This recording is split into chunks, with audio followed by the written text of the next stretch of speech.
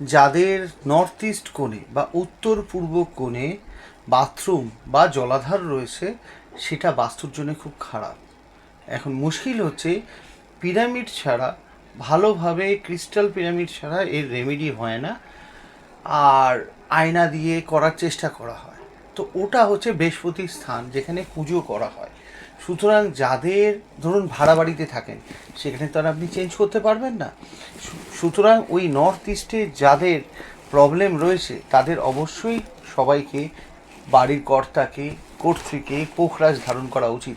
কারণ বৃহস্পতি স্টোনকে যদি বেটার পাওয়ার দেওয়া হয়, তাহলে এই নর্থ ইস্টের ডিসেবিলিটিটা কমে। কারণ নর্থ ইস্টে বাথরুম থাকলে রোগের পেছনে পয়সা যায়, শরীরের পেছনে পয়সা যায়, অর্থের অপচয় ঘটে এবং রিলেশনশিপে প্রবলেম ঘটে। সুতরাং খেয়াল রাখবেন, ভালো থাকবেন। নমস্কার।